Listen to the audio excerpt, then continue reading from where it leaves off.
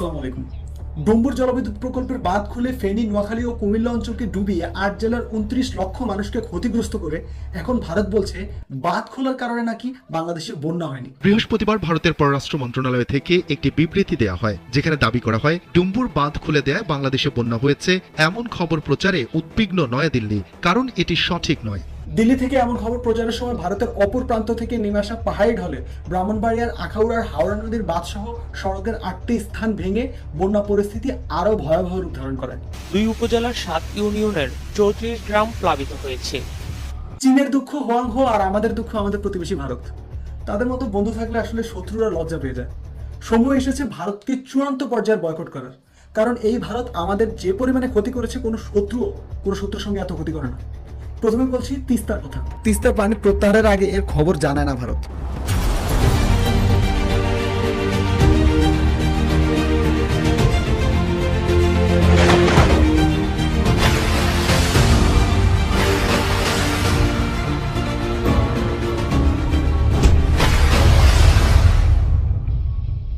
কোন রকম আগাম বার্তা ছাড়া গজলডোবা ব্যারেজ ব্যবহার করে একতরফা সুবিধা নেয় তারা। একসময় রেডিও লিঙ্কের মাধ্যমে বাংলাদেশকে বন্যার আগাম খবর জানালেও গত ২৬ বছর ধরে এ নিয়ে বাংলাদেশকে কোনো রকম সাহায্য করে না ভারত। প্রতি বছর আচমকা বন্যায় দেশের মানুষের পেঁয়াজ, রসুন, বাদামের মতো অবাধি ফসল তলিয়ে যায়। ২ একর জমি লিজ নিয়ে ফসল আবাদ করলেও অকাল বন্যায় নষ্ট হয়ে গেছে সব।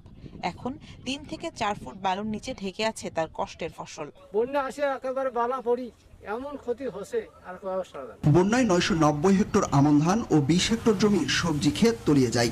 কষ্টে ফলানো সোনার ফসল হারিয়ে দিশেহারা কৃষকরা। তলিয়ে গেছে সবজি ভান্ডার খ্যাত চরাঞ্চলের শত শত একর সবজি ক্ষেত, আমন ধানের বীজতলা ও মাছের খামার। ফসল হারিয়ে দিশেহারা ক্ষতিগ্রস্ত কৃষকেরা।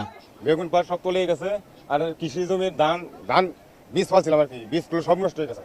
এই প্রায় ১-১.৫ লক্ষ মানুষের ফিশারির ক্ষতি হবে, কয়েকশো কোটি টাকার ক্ষতি হয়ে যাবে। ২০২১ সালের একদিনের হরকা বন্যায় চুরমার হয়ে যায় তিস্তা তীরবর্তী গ্রামের পর গ্রাম। ঠিক যেমনটি এবার আমাদের ফেনী এবং নোয়াখালীর দিকে করা হলো, একইভাবে ২০২১ সালেও আগে থেকে সেই খবর জানানো হয়নি বাংলাদেশকে। ফলে সে সময়ও চরম বিপাকে পড়ে আমাদের তিস্তা পাড়ের মানুষেরা। ভারতের গজলডোবা ব্যারেজের ৫৪টি গেট সবকয়টি খুলে দেয় লালমনিরহাটের দোয়ানিতে তিস্তা ব্যারেজের ৪৪টি গেট খুলে দেওয়ার পরও ফ্লাড বাইপাসের ফ্লাড ফিউজ ভেঙে প্রবল বেগে পানি ঢুকে পড়ে লোকালয়ে। সেবারের ফ্লাড বাইপাস বিধ্বস্ত হওয়ার অনেক ক্ষতি এখনো বয়ে বেড়াচ্ছে নদী পাড়ের মানুষ। বর্তমানে ওই অঞ্চলের বৃষ্টিপাত বিশ্লেষণ করে বাংলাদেশকে সিদ্ধান্ত নিতে হচ্ছে কখন এই নদীর পানি বাড়তে পারে, কখন কমতে পারে। হিমালয় থেকে নেমে আসা তিস্তা নদীর ৪.৫ লাখ কিউসেক পানি নিঃসরণ ক্ষমতার তিস্তা ব্যারেজ সেচ প্রকল্প বাংলাদেশ নির্মাণ করে উত্তরের জেলা লালমনিরহাটের দোয়ানিতে। আর এর ঠিক ৭২ কিলোমিটার উজানে ভারত ৬.৫ লাখ কিউসেক পানি নিঃসরণ ক্ষমতার গজলডোবা ব্যারেজ নির্মাণ করে একতরফাভাবে অভিন্ন এই নদীর পানি নিয়ন্ত্রণ করছে।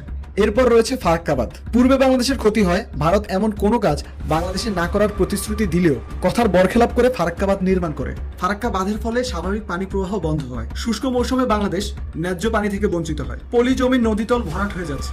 বর্ষা মৌসুমে অতিরিক্ত পানির চাপ সহ্য করতে পারছে না নদী, ফলে বন্যায় কবলিত বাংলাদেশ। তেমনি শীত মৌসুমে পানির প্রবাহ বন্ধ করে দেয়ায় বাংলাদেশ মারাত্মক পানি শূন্যতার সম্মুখীন হচ্ছে, যা আমাদের সার্বিক জীবনযাত্রা ও উন্নয়ন প্রক্রিয়াকে ব্যাহত করছে। শুকনো মৌসুমে হ্রাসকৃত পানি প্রবাহের ফলে বাংলাদেশের ১/৩ এলাকার কৃষিক্ষেত্র মারাত্মক সংকটের সম্মুখীন হচ্ছে। বিশেষ করে হার্ডিং ব্রিজ সেতুর কাছে পানি প্রবাহ সর্বকালের সর্বনিম্ন ১৪ ফুটের নিচে নেমে আসায় জমির ফসল বিনষ্ট হচ্ছে এবং এর ক্ষতির পরিমাণ ২০২০ সালের রিপোর্ট অনুযায়ী প্রায় ১০০ কোটি টাকা বলে জানা যায়। এছাড়া সেচের পানির অভাব, জমির আর্দ্রতা হ্রাস ও জমিতে লবণাক্ত বৃদ্ধির ফলে ২০২০ সাল পর্যন্ত দেশের গঙ্গাবাহিত ৫০ লক্ষ একর জমি মারাত্মক ক্ষতির সম্মুখীন হয়েছে। বিভিন্ন তথ্যে জানা যায় ১৯৭৬ সাল থেকে ১৯৯২ পর্যন্ত শুধুমাত্র কৃষি ক্ষেত্রেই বাংলাদেশ প্রত্যক্ষ ক্ষতির সম্মুখীন হয়েছে বছরে ৫০০ কোটি টাকারও অধিক। আর এই সব কিছুর জন্য একমাত্র দায়ী ভারত। সঙ্গে প্রাকৃতিক ও নীতিসম্মত এই প্রবাহ থেকে বঞ্চিত হওয়ার কারণে পরোক্ষভাবে বাংলাদেশের ক্ষতি প্রায় ২৩০০ কোটি টাকা। এতেই বোঝা যায় বাংলাদেশের অর্থনীতিতে ভারতের দেয়া ফারাক্কাবাদ কতটা ভয়াবহ প্রভাব ফেলেছে। আর পরিবেশগত ক্ষতির বিষয়ে কি বলবো? হুগলি নদীর উজান স্রোতে একদিকে যেমন বাংলাদেশের অভ্যন্তরে দক্ষিণ পশ্চিমাঞ্চলের লবণাক্ত পানির অনুপ্রবেশের কারণে সুন্দরবন অঞ্চলের বিরাট একটি অংশ ক্ষতির সম্মুখীন হচ্ছে, অন্যদিকে এ বাঁধের বিরূপ প্রতিক্রিয়ার ফলে বাংলাদেশের একমাত্র ম্যানগ্রোভ বনাঞ্চল সুন্দরবন এলাকায় লবণাক্ততা বৃদ্ধির প্রেক্ষাপটে সেখানকার প্রধান অর্থকারী গাছ সুন্দরী ধ্বংসের মুখোমুখি। পরিবেশ বিজ্ঞানীদের ধারণা সুন্দরবনের 60% বনজ সম্পদের এই মূল্যবান বৃক্ষের সঙ্গে গেওয়া, কেওড়া ইত্যাদি গাছ উল্লেখযোগ্য হারে বিনষ্ট হয়ে যাচ্ছে একমাত্র ভারতের এই ফারাক্কা বাঁধের কারণে। সঙ্গে গঙ্গা নদীর উপর ভারত যে বাঁধ নির্মাণ করেছে তা আন্তর্জাতিক রীতি বহির্ভূত। মূলত এটি আন্তর্জাতিক আইনের একটি সুস্পষ্ট লঙ্ঘন। ফারাক্কা বাঁধ দিয়ে ভারত আন্তর্জাতিক নদী গঙ্গাকে প্রাকৃতিক ও স্বাভাবিক পানি প্রবাহের উপর নিয়ন্ত্রণ আরোপ করছে। ভারত বয়কটের আরও একটি প্রধান কারণ সীমান্ত হত্যা। 2011 সালের 9 ডিসেম্বর চাঁপাইনবাবগঞ্জের শিবগঞ্জ উপজেলার আটশরিয়া গ্রামের হাবিবুর রহমান নামক এক ব্যক্তিকে ভারতীয় সীমান্তে গরু পাচারকারী সন্দেহে বিএসএফ এর জওয়ান হাত পা বেঁধে রাইফেলের বাট ও লাঠি দিয়ে নির্মমভাবে পেটায়। বিএসএফ এর জওয়ানরা তার কাছে 2000 টাকা, 5টি টর্চলাইট ও একটি মুঠোফোন দাবি করে, কিন্তু সেগুলো দিতে তিনি অস্বীকৃতি জানালে বিএসএফ এর সদস্যরা তাকে অমানবিক নির্যাতনের পর সারা রাত তাকে বেঁধে রাখে এবং পরদিন 10 ডিসেম্বর ভোর 4:30টার দিকে আবারও নির্যাতন চালায়। বিএসএফ এর জওয়ানরা তার পরনের লুঙ্গি খুলে ছিঁড়ে 2 টুকরো করে লাঠির সঙ্গে হাত বেঁধে তাকে প্রচুর মারধর করে। তারা মোট 7 জন মিলে রাইফেলের বাট ও লাঠি দিয়ে তার পুরো শরীরে বেধড়ক পেটায়। এই সময় তিনি জ্ঞান হারিয়ে ফেললে বাধা অবস্থায় তাকে সীমান্তের পাশে একটি সরিষা ক্ষেতে ফেলে যায়। এই ঘটনাটি আবার তারা মোবাইল ফোনে রেকর্ড করে 11 মিনিট ভিডিও করে ইউটিউবে ছেড়ে দেয়। এরপর বাংলাদেশ থেকে চরম প্রতিবাদ দেখা দিলে পরবর্তীতে ওই 7 জনের শাস্তি হিসেবে ভারতীয় আদালত তাদের মাত্র 79 দিনের জেল দিয়েছিল, যা প্রমাণ করে স্বয়ং ভারত সরকার আমাদেরকে মানুষ মনে করেন। এই সীমান্ত নির্যাতনের ঘটনা যখন আলোচনার তুঙ্গে, তখনই 20 জানুয়ারি কুমিল্লার দক্ষিণ উপজেলার গলিয়ারা ইউনিয়নের দলকুইয়া গ্রামের সীমান্ত থেকে অপহৃত হন টহলে থাকা বিজিবি। 21 জানুয়ারি তাকে আহত অবস্থায় উদ্ধার করা হয়। অপহৃত বিজিবি সদস্যকে ফেরত দেওয়ার মাত্র 2 ঘন্টা পরই যশোরের শাসা উপজেলার ধৈন্যাখোলা সীমান্তে বিএসএফ এর গুলিতে নিহত হন রাশেদুল নামে এক বাংলাদেশি। যদিও সীমান্ত হত্যার ঘটনা বাংলাদেশের সেবারই প্রথম না। 2011 সালের রিপোর্ট অনুযায়ী 2009 থেকে 2012 এই 3 বছরে বিএসএফ এর হাতে 203 জন বাংলাদেশি নিহত হন। এ সময় বিএসএফ এর হামলায় গুলিবিদ্ধ হয়ে মারাত্মক আহত হয়েছেন 987 জন, অপহরণের শিকার হয়েছেন অন্তত 1000 জন এবং নিখোঁজ হয়েছেন 200-রও বেশি মানুষ। 2011 সালের 7 জানুয়ারি কুড়িগ্রাম জেলার ফুলবাড়ি উপজেলার অনন্তপুর সীমান্তের 947 আন্তর্জাতিক সীমানা পিলারের কাজ দিয়ে ভারত থেকে বাংলাদেশে ফেরার সময় আমাদের ফেলানিকে হত্যা করে তার লাশ কাঁটাতারের সঙ্গে ঝুলন্ত অবস্থায় রাখার পর ভারতে নিয়ে যাওয়া হয়। এছাড়াও বিএসএফ এর বিরুদ্ধে বাংলাদেশি নারী ও শিশু হত্যা সহ বাংলাদেশের সীমান্তে অনুপ্রবেশ করে কর্মরত কৃষককে পর্যন্ত হত্যার অভিযোগ রয়েছে। বিষয়টি মনে রাখা প্রয়োজন, ভারত আমাদের মানুষদের সব সময় হত্যা করবে, এটা কখনো বন্ধ হবে না। অতএব ভারত বয়কট করবেন না কেন আমাকে বলুন। ভারত বয়কটের আরো একটি প্রধান কারণ শেখ হাসিনা। এই শেখ হাসিনার কারণে ভারত আমাদের সঙ্গে যাচ্ছে তাই ব্যবহার করতে পারত।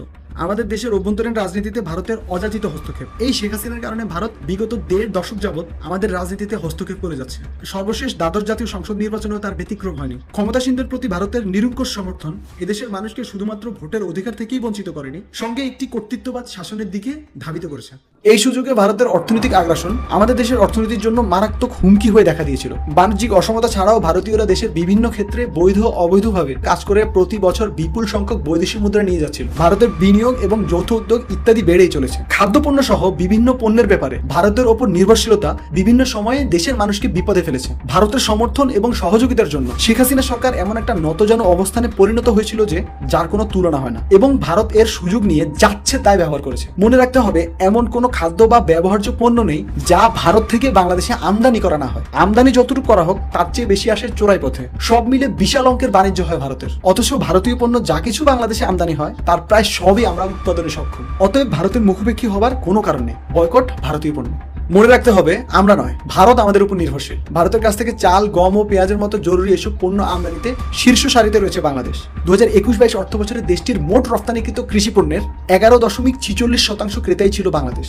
শুধুমাত্র 2023 সালে বাংলাদেশে পেঁয়াজের উৎপাদন ভালো হয় ভারত হতে পেঁয়াজ আমদানি না করার সিদ্ধান্ত নেওয়া হয়েছিল, যার কারণে এতে ভারতীয় পেঁয়াজ কৃষকরা বিপদে পড়ে যায়। শেষমেশ 2 টাকা কেজি দরে ভারত পেঁয়াজ বিক্রি করে, যে কারণে পেঁয়াজের ন্যায্য মূল্যের দাবিতে আন্দোলনও করেছিল মহারাষ্ট্রের পেঁয়াজ কৃষকরা। অপরদিকে রেমিটেন্স আয়ে ভারতের 4র্থ বড় উৎস হলো বাংলাদেশ। 2023 সালের হিসাব অনুযায়ী বিগত অর্থ বছরে বাংলাদেশ থেকে $4,040 রেমিটেন্স গিয়েছে ভারতে। 10 লাখেরও বেশি ভারতীয় বাংলাদেশে চাকরি করছে। প্রতি বছর বাংলাদেশি রোগীরা ভারতে চিকিৎসা সেবা নিতে গিয়ে প্রায় $500 মিলিয়ন খরচ করে। 2022 সালে ভারত পর্যটন খাতে আয় করেছে 1,34,543 কোটি রুপি। আর এ খাতে ভারতের এই সাফল্যে শীর্ষ 3 দেশের একটি হলো বাংলাদেশ। তাই ভারতীয় পণ্য সহ ভারতকে বয়কট করলে ভারতকেই নানা প্রতিকূলতার মধ্য দিয়ে যেতে হবে, আর এটি আমাদের করতেই হবে।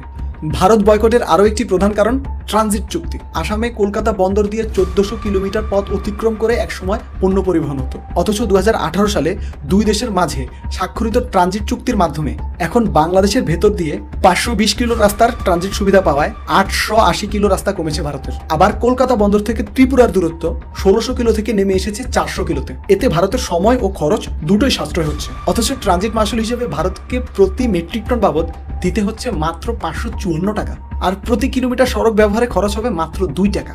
বাংলাদেশ ও ভারতের মধ্যে ট্রানজিটের ক্ষেত্রে মোট 13টি রুট রয়েছে। এই রুটগুলো ব্যবহারে ভারতের 12 থেকে 76% খরচ কমা সম্ভব। এত সুবিধা দেওয়ার পরেও নেপাল ও ভুটানে পণ্য পরিবহনের জন্য ভারত আমাদের কোনো সুবিধা দিচ্ছে না। ভারতের চিকেন নেক নামক খ্যাত অঞ্চলের মধ্য দিয়ে মাত্র 12 থেকে 20 কিলো রাস্তার ব্যবহার করলেই নেপাল ও ভুটানে পণ্য প্রেরণ করতে পারে বাংলাদেশ। কিন্তু বাংলাদেশের কাছ থেকে 520 কিলো রাস্তার ট্রানজিট পেলেও বাংলাদেশকে মাত্র 15 থেকে 20 কিলো রাস্তার ট্রানজিট দিতে অনীহা ভারতের। বাংলাদেশ, নেপাল ও ভুটানের মধ্যবর্তী এই পণ্য আদান প্রদানের পথ সুগম হলে ভারতের মধ্যস্থতা ছাড়াই বাণিজ্যিকভাবে লাভবান হতে পারত বাংলাদেশ। বর্তমানে এই ভারত নেপাল ও ভুটানে একচেটিয়া ব্যবসা করছে। এছাড়া উত্তর পূর্বাঞ্চলে পণ্য পরিবহনের জন্য ভারতকে নিয়মিত মংলা ও চট্টগ্রাম বন্দর ব্যবহারের অনুমতি দিয়েছে বাংলাদেশ। এখানে ভারতের 80% সুবিধা নেওয়ার ব্যাপারে বন্দর বিশেষজ্ঞ ও অর্থনীতিবিদ ডক্টর মইনুল ইসলাম মনে করেন ন্যায্য হিস্সা থেকে বঞ্চিত বাংলাদেশ। তার মতে ভারতের $100 বেচে গেলে $50 পাওয়ার এখতিয়ার রাখে বাংলাদেশ। আবার এক্ষেত্রে রাজস্ব মুদ্রা হিসাবে ডলারের পরিবর্তে টাকার ব্যবহারও ভারতকে একচেটিয়া সুবিধা দেবে বলে মনে করছেন বিশেষজ্ঞরা। ভারতকে বয়কট করার আরও একটি প্রধান কারণ, ভারত একটি চোর। ভারত আমাদের সঙ্গে আকাশ সীমায় চুরি করেছে, বিভিন্ন দেশের বিমান ব্যবহার করছে বাংলাদেশের আকাশ, অথচ তার রাজস্ব নিচ্ছে ভারত। অনেক ক্ষেত্রে বাংলাদেশের আকাশ ব্যবহারের প্রমাণ পেলে বিল আদায় করতে হচ্ছে ম্যানুয়ালি। আধুনিক রাডার না থাকায় স্বাধীনতার পর থেকে এমন বহু ঘটনায় কয়েক হাজার কোটি টাকা রাজস্ব হারিয়েছে দেশ, আর এই সুযোগ নিচ্ছে ভারত। আধুনিক রাডার থাকায় বাংলাদেশের আকাশসীমা চুরি করছে দেশটি। বিভিন্ন গন্তব্যে পৌঁছাতে যেসব দেশের বাংলাদেশের আকাশসীমা ব্যবহার করতে হয়, আন্তর্জাতিক আইন মেনে সর্বনিম্ন $500 পরিশোধ করতে হয় সেসব দেশকে। কিন্তু বাংলাদেশ এই সুবিধা থেকে বঞ্চিত হওয়ার মূল কারণ আধুনিক রাডার না থাকায়। ঢাকা ও চট্টগ্রাম সিটির আকাশে ওড়া বিমান ছাড়া অন্য কোনো ফ্লাইটের সরাসরি তথ্য পায় না বাংলাদেশ সিভিল এভিয়েশন। দক্ষিণ এশিয়ায় একমাত্র বাংলাদেশের আকাশ ব্যবহার করলে 95% বাণিজ্যিক বিমানকে বাংলাদেশকে কোনো ডলার দিতে হয় না। বাংলাদেশের আকাশ ব্যবহার করে চার্জ পেয়ে যায় ভারত। ভারতের রাডার থেকে সিগন্যাল রেজিস্টার করা হয়, তাই এসব বিমান থেকে বাংলাদেশের আকাশসীমা ব্যবহারের সকল অর্থ পায় ভারত। সঙ্গে বাংলাদেশের আকাশসীমার স্পর্শকাতর তথ্যগুলো পেয়ে যায় ভারত। আমাকে বলুন, ভারতের মতো এমন চোরের সঙ্গে সম্পর্ক রাখা কতটা যৌক্তিক? ভারতের চুরির আরও একটি নমুনা হচ্ছে বাংলাদেশি পণ্যের জিআই সত্ত্ব ভারত তার নিজের নামে করেছে। বাংলাদেশি পণ্য ফজলি আম, নারকেলের মোয়া, সুন্দরবনের মধু, রসগোল্লা এবং নকশি কাঁথার জিআই সত্ত্ব ভারতের কাছে। এছাড়া টাঙ্গাইলের শাড়ি ও জামদানি শাড়ির জিআই সত্ত্ব ভারতের নামে। চিন্তা করুন, আমাদের পণ্যকে সারা বিশ্বে তারা নিজেদের পণ্য হিসেবে পরিচয় দিচ্ছে। সুন্দরবনের সিংহভাগ বাংলাদেশের। বাংলাদেশেই প্রতি বছর 300 মেট্রিক টন মধু আহরণ করা সম্ভব। সব বিবেচনায় বাংলাদেশ এগিয়ে থাকলেও ভারতের পশ্চিমবঙ্গের বন উন্নয়ন কর্পোরেশনের আবেদনের প্রেক্ষিতে জিআই পণ্য হিসেবে মধুর আন্তর্জাতিক সনদ পেয়েছে ভারত, অথচ তার হকদার ছিলাম আমরা। ভারতের ক্ষমতার প্রভাবে আমরা কতটুকু অবদমিত হয়েছি চিন্তা করুন। শেখ হাসিনা বাংলাদেশকে মূলত ভারতের গোলাম বানিয়ে রেখেছিল। বাংলাদেশের ইলিশ সহ বিভিন্ন পণ্য দেশের মানুষের প্রয়োজন মেটানোর আগে ভারতে রপ্তানি করে। দেশে ইলিশের দ্রব্যমূল্যের ঊর্ধ্বগতির পেছনে দায়ী এই অপরিকল্পিত রপ্তানি। গত কয়েক বছর ধরে দুর্গাপুজো উপলক্ষে ভারতে ইলিশ রপ্তানি করে আসছিল আওয়ামী লীগ সরকার। গত পুজোর সময় ভারতে যে ইলিশের প্রথম চালান গিয়েছে, একই সময় তার চেয়ে বেশি দামে ইলিশ কিনতে হয়েছে বাংলাদেশের মানুষকে। এটাই হলো হাসিনা, আর এটাই হচ্ছে ভারত। অতএব ভারতকে বয়কট করা এখন আর কোনো সময়ের দাবি না, এটা করতেই হবে। নিঃসন্দেহে ভারতের একটি সুতাকেও ইনিয়ে বিনিয়ে সমর্থন দেওয়ার অর্থ দেশের সঙ্গে সরাসরি বেইমানি করা। So boycott Bharat. আল্লাহ হাফেজ, আসসালামু আলাইকুম।